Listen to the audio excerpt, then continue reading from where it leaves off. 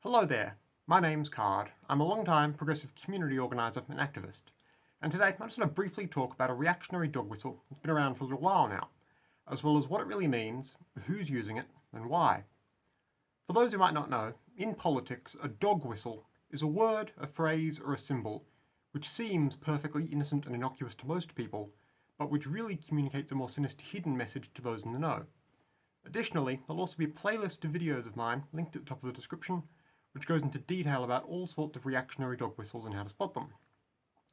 Today specifically, I wanted to talk about the phrase Gaan, what it means and how it's become a part of contemporary reactionary culture, particularly in online spaces.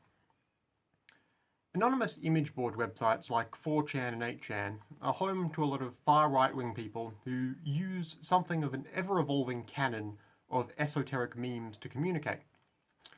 Usually, people like that largely just congregate on the designated political boards of websites like those, where they talk amongst themselves and share resources and sometimes make plans for things to do offline. Theoretically, it would be easy for an outsider to observe those particular areas of these image board websites and be able to suss out what people are doing there and even infiltrate the online communities, which start off as a collection of image board posters. But in order to prevent this from easily happening, regular posters on the political sections of these websites will co-opt the obtuse lingo and memes of other parts of the site in order to make it that much more difficult for someone unfamiliar with these terms to follow along with anything that's being said there. Additionally, by doing this, online alt-righters will be able to recognize one another on the rest of the internet by referencing these terms and jokes. And if they're ever called out for openly referencing a reactionary image board term, because these terms often don't appear to be blatantly offensive, they've got a bit of undue plausible deniability to try and wiggle out of the accusation.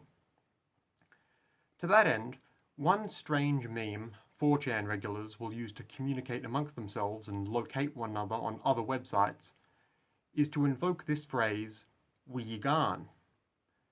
This is an oblique reference to the 1977 Tenerife airport disaster, when two massive jetliner aeroplanes collided with one another during takeoff and over 500 people were killed. The particular phrase, Gaan, derives from one of the last bits of dialogue audible on one of the black box flight recorders recovered in the aftermath of the crash. Gaan essentially means "we're going" in Dutch, the language spoken by Jacob Veldhuizen van Zanten, one of the pilots involved.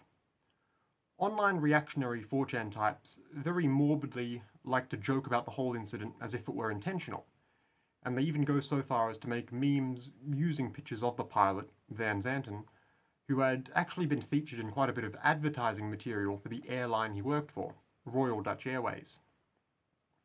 Among 4chan users, Gaan is now a sort of in-joke they use among themselves, and one they can use on other normal parts of the internet to covertly signal that they're in on the joke in a way most people won't get.